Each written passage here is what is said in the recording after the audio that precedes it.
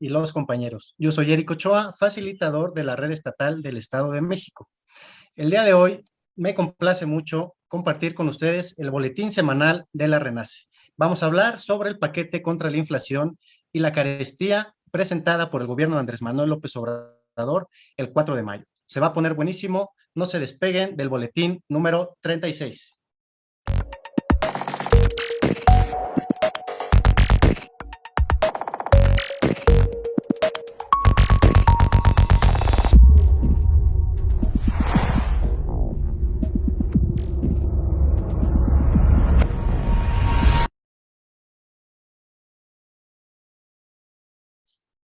Un saludo a las compañeras y los compañeros. Yo soy Eric Ochoa, facilitador de la Red Estatal del Estado de México.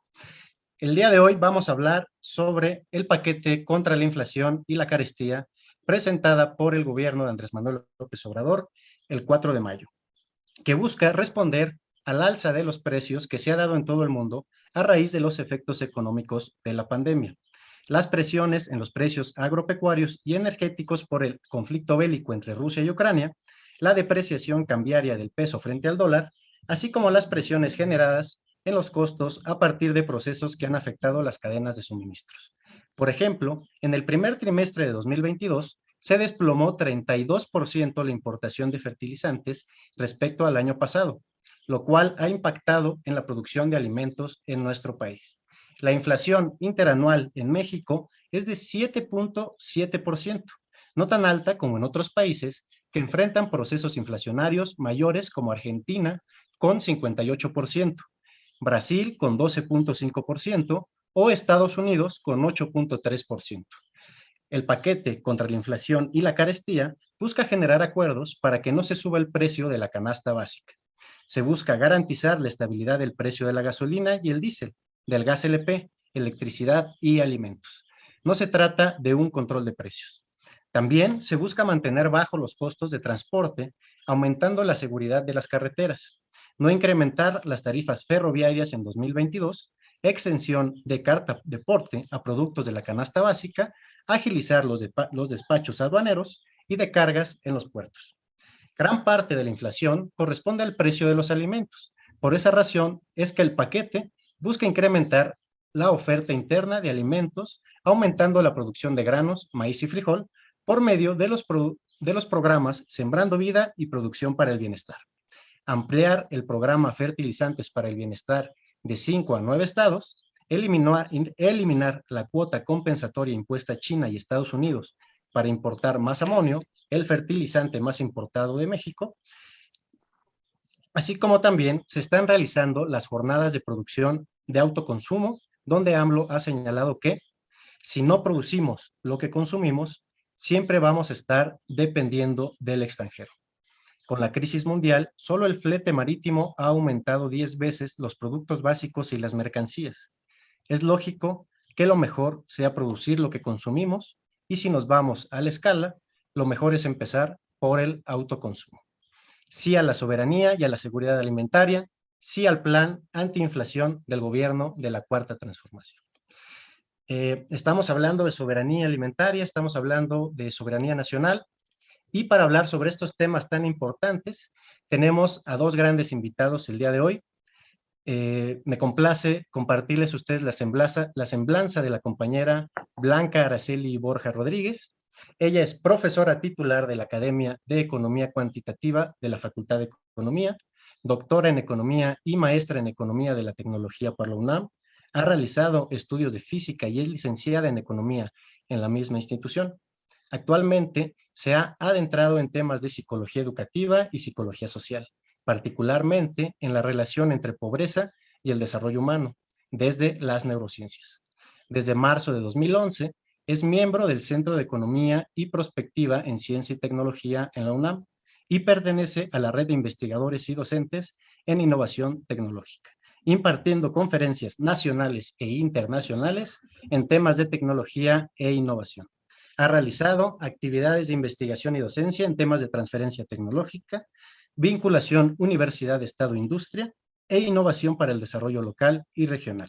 Sectorialmente, se ha enfocado en el análisis del sector hortícola de exportación sinaloense, el desarrollo de software con base en software libre y de fuente abierta, y ha realizado proyectos de consultoría para el gobierno de la Ciudad de México y para el gobierno de Zapopan, Jalisco, en temas de atención ciudadana, inclusión financiera y promoción de tecnología y finanzas fintech. Blanca Araceli, ¿cómo estás? Un gusto saludarte. Hola, muy bien, muchas gracias. Buenas tardes. Un gusto estar aquí. El día de hoy también nos acompaña el compañero Benjamín Lujano. Él es profesor titular y asesor de tesis en la Facultad de Economía de la UNAM, miembro de la Asociación Mundial de Políticas Económicas UAPE, evaluador externo del Consejo de Evaluación del Desarrollo Social de la Ciudad de México, Evalúa CDMX, conferencista en seminarios y congresos celebrados en universidades de Alemania, Argentina, Brasil, Canadá, China, Colombia, México y Perú. Es coautor del libro El sismo del 19 de septiembre de 2017 y sus repercusiones en el acceso a la vivienda, y de numerosos artículos en revistas especializadas nacionales e internacionales. ¿Cómo estás, Benjamín? Un gusto, muy buenas tardes a todas y todos. Un gusto estar aquí con Renace y escuchando esta plática tan interesante sobre la inflación y sus consecuencias en México. Un gusto también compartir con ustedes dos, compañeros. El tema es de la mayor relevancia. El gobierno está poniendo todas las canicas, está queriendo combatir este proceso inflacionario que se está dando a nivel internacional. Me gustaría preguntarles, ¿ustedes cómo ven este paquete? ¿Qué es lo que les llama la atención? ¿Qué les gusta? ¿Qué no les gusta? Blanca, por favor. Sí, bien, muchas gracias. Bueno, para ser, digamos, muy puntual, el programa tiene dos vías, digamos, de respaldo teórico que habría que discutir, ¿no? O analizar, incluso debatir. Y todo tiene que ver con las raíces o las causas de la inflación. Recordemos que la inflación se puede entender como un aumento de los precios que se mantiene y o siga aumentando en el tiempo. Y este se observa mediante el aumento de los precios en un subconjunto, en una cierta cantidad de productos. Estos productos se dividen en dos, ¿no? Lo que genera la inflación subyacente y la inflación no subyacente. En general, como bien lo han mencionado, la inflación ha llegado a ser del 7.22 en abril respecto a abril del año pasado. Pero si ahora nos vamos a estos dos tipos de productos, la inflación subyacente, que se refiere no se refiere a alimentos ni a servicios, perdón, ni a energéticos, sino a servicios un poco más estables. La inflación ha sido, tengo el dato de 6.08, ¿no? Pero si nos vamos justo a la inflación no subyacente, que se refiere a los productos agropecuarios, energéticos y a ciertas tarifas que tienen que ver con aspectos especulativos, afectados por guerras y también las cadenas de suministros, la inflación se va hasta superior a 9% anual, ¿no? Esto muestra la naturaleza de la inflación, ¿no? Que hay dos teorías, ¿no? Especialmente. Una que dice que es por el exceso de demanda y una gran cantidad de circulación del dinero. Y entonces una de las vías para mantenerla es la tasa de interés, que la tasa de interés es el precio del dinero, hagámoslo así en términos muy simples, y si este aumenta, fomentará el ahorro para usarlo después, ¿no? Y también los inversionistas buscarán no invertir, ¿no? Entonces, las medidas del aumento de la tasa de interés, que es una de las medidas que está implementando Banxico, afectan a el consumo porque fomentan el ahorro y también afectan al empleo porque disminuyen la producción.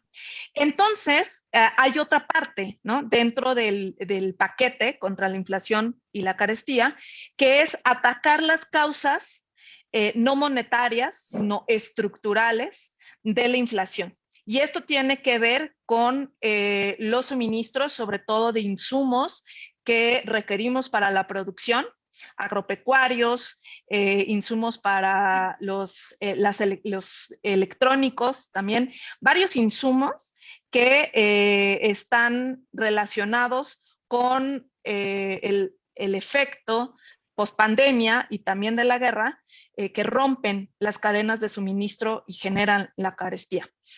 Y también otros tipos de fenómenos un poco más complejos que tienen que ver con precios a futuro, especulativos en sí. Y entonces, ¿cómo se combate esto? Precisamente con medidas para fomentar una fuerza productiva nacional y que la producción no se vaya necesariamente al extranjero, ¿no? Entonces, habría que discutir un poco más sobre este tema de qué determina los precios, la formación de los precios y la inflación. Excelente, muy amplia esa postura introductoria, compañera. Nos abre el panorama y nos explica conceptos que a veces, pues en los medios de comunicación, incluso en las mañaneras, no se nos explica de esta manera, ¿no? Compañero Benjamín, ¿qué nos compartes? Sí, muchas gracias. Con la introducción de la profesora Blanca, creo que es un punto de partida bastante importante y yo quisiera rastrear un elemento central de lo que acaba de mencionar, que es la cuestión estructural.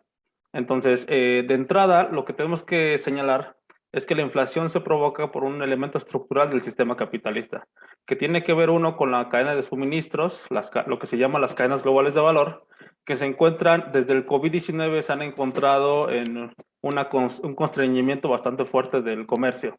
Otro tiene que ver con el elemento geopolítico, la batalla Estados Unidos-China, se suma ahora Rusia, que afectan los microchips, suben los precios de los electrónicos, y eso nuevamente impacta los precios de buena parte de lo que consumimos la población, desde tenis que llevan chips, desde ropa, etcétera. Entonces, y otro elemento tiene que ver con la cuestión del freno en la producción de alimentos de Rusia, Ucrania, que participan con una décima parte, forman parte de una décima parte de la producción de alimentos, y eso impacta los precios de energéticos y desde luego de alimentos. Entonces, a partir de entendiendo ese elemento, me parece que el programa que está fomentando López Obrador es central, porque efectivamente no se está estableciendo control de precios, sino que se está fomentando o facilitando diversos mecanismos para que los precios no se aceleren en el caso de la canasta básica de los mexicanos. Entonces, me parece que, por ejemplo, las medidas de producción que tiene que ver con aumentar la producción de granos, entregar fertilizantes, eliminar cuotas compensatorias del sulfato que señalabas en el boletín y estabilizar sobre todo los energéticos. Es central los energéticos y los alimentos porque, como señalaba la profesora Blanca, es el elemento subyacente de la inflación y que es determinante, porque en el caso de países como América Latina, en el caso de México, hasta el 40 o 50% del ingreso de una familia va destinada a los alimentos. Entonces, eso determina la cuestión del nivel de pobreza, del nivel de ingresos de la sociedad. Entonces, otro elemento que me parece que también se vuelve central es esta cuestión de las medidas de distribución. Fortalecer la estrategia de seguridad de carreteras, no incrementar las cuotas de peaje, no incrementar las tarifas de ferroviarias y además de eso algo también central que se vuelve que es la reducción de costos en los tiempos de despacho aduanal y despacho ágil de carga de puestos marítimos. ¿Por qué esto es central? Porque México tiene una fuerte dependencia, podemos decirlo así, de los productos importados.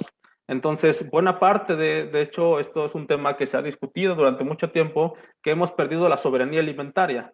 Entonces, hasta de nuestro producto principal, que es la tortilla, buena parte del maíz lo requerimos traer de Estados Unidos. Entonces, se vuelve central disminuir las cuotas, los aranceles, para que así no se presione más los precios de los alimentos y de la canasta básica de la cual vive la población. Eso quisiera poner de entrada. Gracias. Muchas gracias, Benjamín. Creo que me gustaría hacer dos comentarios. La primera, me parece que el paquete que presenta Andrés Manuel tiene un sustento teórico, ¿no? O sea, la teoría económica parece ser que nos dice que esto es lo que se tiene que hacer cuando hay procesos inflacionarios de este tipo, y pues en ese sentido me hace recordar una noticia que vi hace poco sobre un reconocimiento internacional que se suma a otros que se han dado al manejo de las finanzas que ha tenido el gobierno de la Cuarta Transformación, ¿no? En contraste con este discurso que viene desde la derecha, que la izquierda o que la visión social es mala administrando, que el Estado no sabe administrar, que no sabe manejar los dineros, ¿no? Y hay reconocimiento mundial de la buena administración de la Cuarta Transformación, apegados a la teoría económica, ¿no? Y la otra, me gustaría plantearles una pregunta que es un cuestionamiento que yo he escuchado desde la oposición, que dicen, este paquete es cortoplacista. Este paquete a lo mejor y soluciona el problema en este momento, pero quién sabe qué consecuencias tenga en el futuro, porque no es una visión hacia adelante. ¿Qué nos podrían comentar en ese aspecto, compañeros? Blanca, por favor, disculpa. Sí. Bueno, efectivamente tiene un respaldo teórico en el que se busca, como mencionó Benjamín, romper con la dependencia de insumos de alto valor agregado, como son los fertilizantes, lo que se menciona también en el boletín, importante también para la producción, y que genera una producción que de nuevo se va hacia el extranjero, ¿no? Entonces es también mantener la soberanía alimentaria, pero además crear un aparato productivo desde adentro para todos los sectores, ¿no? Tanto para la agricultura como para otros sectores manufactureros, entre otros. Un debate también ahí sobre el tema del litio que ya se estará comentando después. Un aspecto también que me parece importante entonces de lo que mencionas en cuanto a cortoplacista o no, es que si bien puede tener efectos a corto plazo, que es lo que se busca, también puede tener efectos de largo plazo porque atacan las raíces estructurales de la producción, ¿no? Esta elevación desigual de los costos de sectores muy específicos a los que estamos anclados, como dice Benjamín, por estas cadenas, ¿no? También la analogía que se hace de la cadena es que estamos ahí eslabonados y no nos hemos podido zafar, ¿no? Y entonces la idea es buscar medios para producir y ser autosustentables en varios sectores de la economía, desde la agricultura hasta otro tipo de productos, ¿no? Y ahora que estabas también comentando los temas en los que he estado trabajando, justo con la agricultura hay un asunto interesante que no se está articulando en la agricultura. El 80% de la producción, hay un problema con la agricultura, el 80% de la producción, por ejemplo, de frijol, se pierde por estrés hídrico, que es sequía, ¿no? La planta no resiste la sequía por las características de la siembra. Entonces, ¿qué se necesita? Infraestructura de riego, características específicas, condiciones específicas para la producción, que solo se puede hacer fomentando este tipo de proyectos, ¿no? El programa Sembrando Vida y la producción para el bienestar están ligados hacia esto. Entonces, a mí me parece que son vías distintas, ¿no? Complementarias. Como decía al inicio de la intervención, el manejo de la tasa de interés por Banxico es una idea un poco monetaria, ¿no? Que a mí teóricamente no me parece adecuada, pero es de corto plazo para mantener la inflación. Pero complementariamente se está teniendo estos otros proyectos para atacar las fallas estructurales que hay en la actividad productiva, la dependencia que tenemos de semillas, de fertilizantes y agroquímicos en general, y la investigación científica también que se está realizando, pero que no se lleva a la producción específicamente en productos como el que menciono del frijol, ¿no? Ya hay estudios y productos, ¿no? Semillas creadas, criollas, para que resistan más al estrés hídrico, pero por depender de semillas del extranjero, y este es el abonamiento productivo, no se utiliza la producción científica nacional hacia la agricultura, ¿no? Ni científica, ni agroindustrial, ¿no? Agroquímica, perdón, no se está utilizando. Entonces a mí me parece que son vías complementarias, tanto en el corto plazo, incluso medidas, te digo, de Banxico, como en el mediano y largo plazo, ¿no? A mí me parece que son puntos muy, muy adecuados que se complementan. Ok, fíjate, antes de darte la palabra, Benjamín, porque me sonó mucho esto de Banxico, digamos, es un órgano autónomo, ¿no? Digamos, eso no lo dice Andrés Manuel, eso es desde el Banco de México, pero dentro del propio paquete, como esta cuestión de los aranceles, de quitar los aranceles a fertilizantes y alimentos de la canasta básica, podrían parecerse desde el dogmatismo, ¿no? O sea, la izquierda dogmática podría decir, oye, pero es que esa es una medida neoliberal, ¿no? Pero justamente yo creo que esa es la inteligencia que tiene Andrés Manuel López Obrador, de poder adaptarse a la situación y no ser dogmático y decir, nosotros somos de izquierda y entonces la economía de izquierda se hace de esta manera y somos nacionalistas y nos cerramos nuestra economía y se acabó, ¿no? Sino que adopta lo mejor de todos los sistemas, aprende de la historia, aprende de las experiencias pasadas, y no importa quién haya hecho el postulado, si funciona, lo utiliza y lo aplica a las políticas públicas, ¿no? O sea, no es dogmático, sino es más inteligente que eso, va más allá todavía. Compañero Benjamín, Sí, ¿qué nos comentas? sí, algo que quisiera añadir en general sobre este programa para eh, atenuar, podemos decirlo así, es un programa para atenuar el incremento inflacionario, porque como lo habíamos señalado hace un momento, la inflación es estructural, parte de los problemas que tiene la lógica del capitalismo. Entonces, no podemos soslayar, no podemos evadir este fenómeno, porque además México es una economía muy internacionalizada. Participa bastante del comercio internacional y está muy incrustada dentro de las cadenas globales de valor y del comercio en general. Entonces, estas medidas realmente son para atenuar el proceso inflacionario a nivel mundial, que además se mezcla con el estancamiento. Es otro fenómeno además que agrava las condiciones, porque la inflación se mezcla con estancamiento y entonces hace más complicada generar crecimiento económico y poder sortear la amenaza del incremento de la pobreza y la desigualdad. Pero bueno, entonces, desde luego esta medida contra la inflación también hay que complementarla. Sería insuficiente pensar que con esto resolveríamos una cuestión. Es un buen punto de partida, podemos decirlo así, pero se debe de complementar por lo menos con una política industrial, por ejemplo.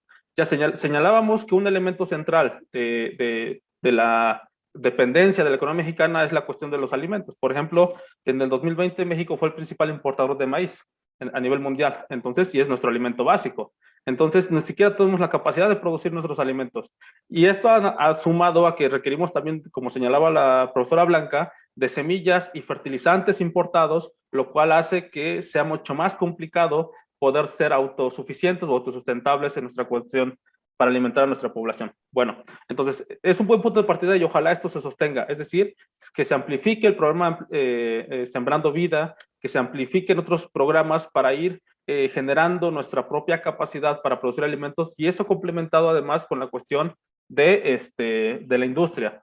Y esto lo comento porque también, como había señalado hace un momento, México es el principal exportador de electrónicos y automotrices, es de los principales exportadores, y eso tiene una fuerte dependencia, como señalábamos, de las cadenas globales de valor, y en este caso de los microchips. Entonces se vuelve también complicado que México sostenga su propio comercio si la mayor parte de sus productos son del extranjero. La cantidad de exportaciones se equipara a las importaciones.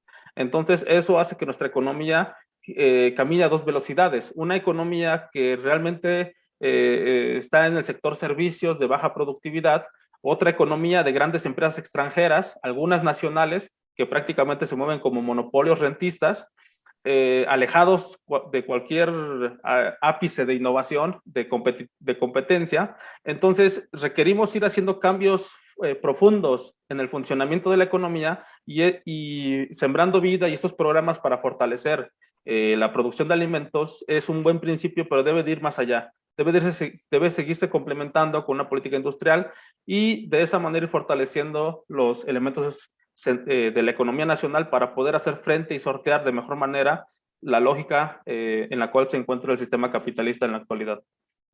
Eso quisiera señalar. Muchas gracias, Benjamín.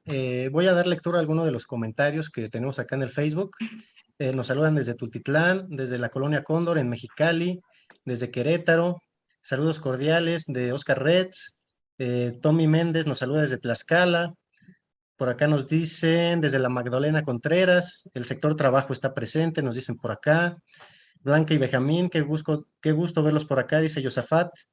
Gabriel Muñiz, saludos desde Tlautlau, Quitepec, Puebla, estamos atentos. Manjarres nos comenta, la guerra ha sido terrible, la guerra de Ucrania. Saludos de Vizcaíno, Baja California Sur. Pues nos saludan de casi toda la República. Por acá me gustaría retomar un comentario para hacerles una última pregunta, compañeros, que más que económica, sé que ustedes son economistas, son especialistas ahí, pero Quetzal Cielo nos dice, hablando de la agricultura, el trabajador es el más afectado. Se compran su producto a precio deplorable, los intermediarios o las grandes empresas, ¿no?, que abusan de los campesinos, como Nestlé, Kellogg's, dice, y acaban con las tierras, las erosionan, hacen mucho daño a estas grandes empresas. Y es que esto me hace pensar en la cuestión inflacionaria del gas LP el año pasado, donde el incremento de los precios era producido de manera artificial, era por pura expresión de la voluntad de los dueños de las gaseras. Y entonces el Estado tiene que intervenir. Andrés Manuel López Obrador hace el gas para el bienestar, ¿no?, que de alguna manera asegura precios justos en el gas LP. ¿Qué tanto la voluntad política de dueños de capital, de dueños de las grandes empresas que controlan monopolios de algunos de los sectores del país puede afectar en este proceso inflacionario? O sea, ¿qué tanto su voluntad política puede estar ahí metida? Blanca, por favor. Sí, bueno, es una excelente pregunta, incluso el comentario que quisiera también retomarlo para responder a la pregunta que haces, responde también a la lógica que mencionaba Benjamín. Los grandes productores agrícolas están sometidos, ¿no?, dependen de comercializar su producción hacia el exterior, principalmente Estados Unidos, ¿no?, la producción que se orienta hacia la exportación. Esos precios están determinados ya en ese mercado y generan presiones sobre los pequeños productores que tienen que comercializar a los precios que se establecen en el mercado. Por ejemplo, en el caso de las hortalizas, del tomate, ¿no? Hay ya incluso toda una dinámica de precios a largo plazo que tiene que ver con este aspecto especulativo de precios, de establecer cuánto va a costar en algún momento los precios y entonces invertir o no invertir para hacer rentable la producción. Los grandes productores exportan más del 90% de su producción y son toneladas de producción hacia el extranjero.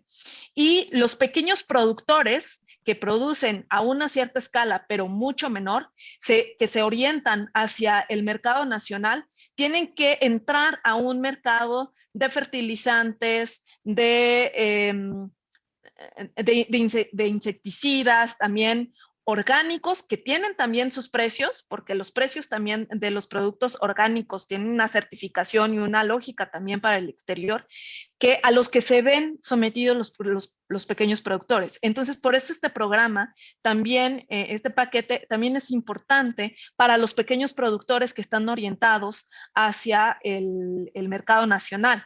¿no? Y en cuanto a los energéticos, por supuesto que los costos de transporte están también ahí metidos, ¿no? En la posibilidad de producir y perder la producción si de pronto se niegan, ¿no? Si se bajan los precios, por eso no hay un control de precios como tal, no puede haber un control de precios hacia el comercio internacional.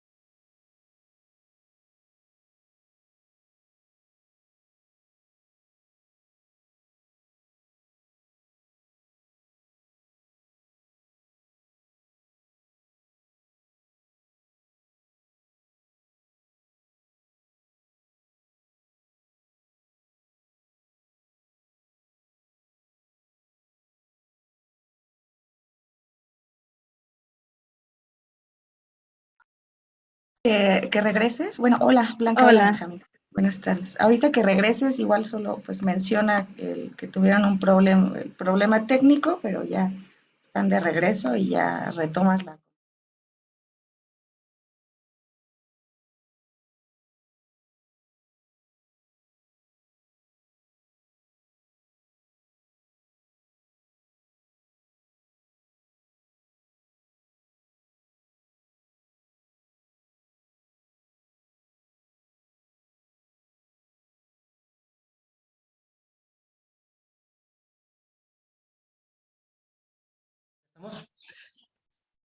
Eh, Tuvimos un pequeño problema técnico, compañeros. Les pedimos una grande disculpa, pero seguimos adelante.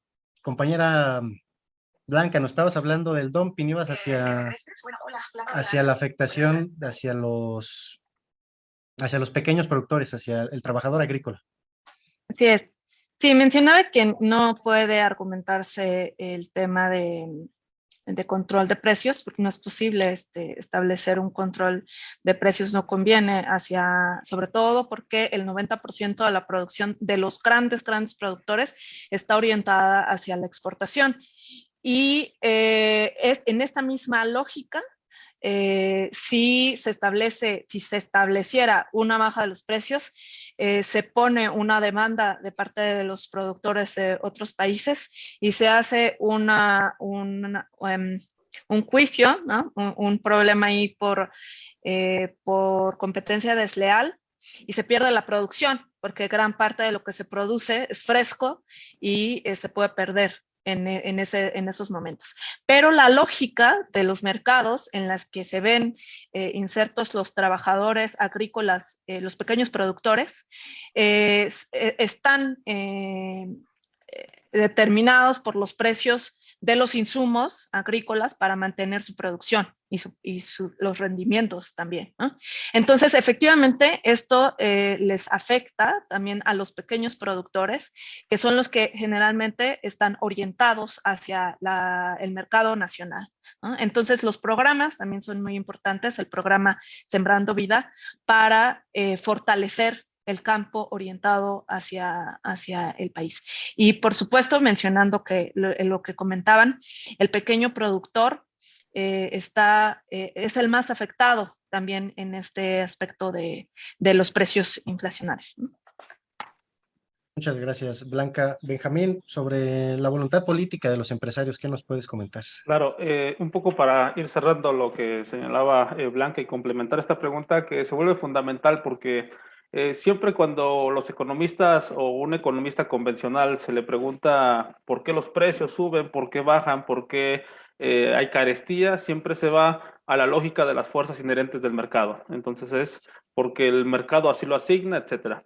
Como pensando que todo funciona por medidas económicas, por fuerzas ajenas a la propia sociedad, y desde luego eso no sucede así. Lo que sucede realmente, o haciendo un discurso no economicista, es que siempre intervienen factores de fuerza o de poder político. De hecho, la economía no funciona en el aire, funciona en un entramado de relaciones de poder.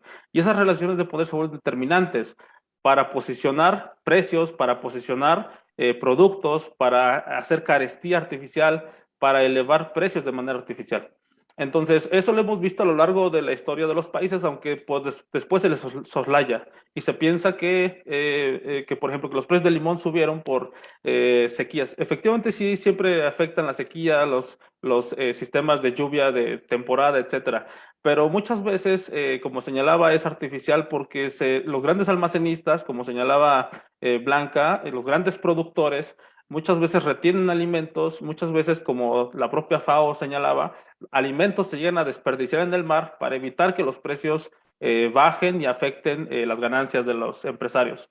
Entonces, siempre hay que tener en mente que los capitalistas nacionales, en este caso las grandes corporaciones que se oponen al gobierno de López Obrador, ejercen también mecanismos para presionar a los propios trabajadores, para presionar los precios y de esa manera alterar el suministro de diferentes elementos a la población. Y es el caso que señalabas hace un momento, que el del gas. Justamente cuando se intenta poner precios tope al gas, como es monopólico, la mayor parte de los sectores económicos del país son oligopólicos, entonces se organizan y movilizan a sus trabajadores y les dicen, por la culpa del gobierno ustedes van a quedarse sin empleo. Entonces los trabajadores, pues obviamente se espantan naturalmente y entonces se movilizan. Y eso entonces ejerce una fuerte presión al gobierno para de esa manera evitar controles de precios o evitar que realmente se determine por la oferta y demanda elementos de la economía. De hecho, para cerrar, un último ejemplo. En el sistema bancario mexicano, por ejemplo, las finanzas, sabemos que las tasas de interés que ponen los bancos o las comisiones que cobran son abusivas. Ni siquiera en su propio país matriz cobran esas elevadas tarifas. Entonces, lo que se ha hecho, por ejemplo, el Banco de Bienestar es un mecanismo para inducir competencia, para hacer que se simule una competencia en un mercado donde la competencia es lo último que existe. Entonces, estas medidas de implementar estos programas, el Banco de Bienestar, etcétera, son elementos efectivamente para hacer que la competencia aparezca en una economía que está totalmente oligopolizada por los grandes capitalistas. Sería todo. Excelente. Agradecerle a todas las compañeras y los compañeros que nos acompañaron esta tarde-noche en este boletín número 36, que se puso buenísimo, gracias a nuestros dos grandes invitados, Blanca y Benjamín. Muchas gracias también por estar el día de hoy con nosotros y compartir esta experiencia que ustedes tienen y estos conocimientos que han adquirido. Gracias. Ya nada más para cerrar, leo los últimos comentarios del chat. Está Fabián Vela BP, saludos desde Pabellón de Arteaga, Aguascalientes. David González, buenas tardes, desde Temascalcingo, Estado de México. Hace falta audio, bueno, ya tuvimos ahí un problema, compañero, ya se solucionó, gracias a Jesús. Y bueno, y gracias a Abraham también, Abraham que está atrás en los controles. Muchas gracias, Abraham, por estar aquí acompañándonos siempre y por esa labor tan importante que realizas. Eso sería todo, compañeros. Muy buena noche. Hasta la próxima. Abrazo a todas y todos. Muchas gracias. Hasta luego. Nos vemos. Bye.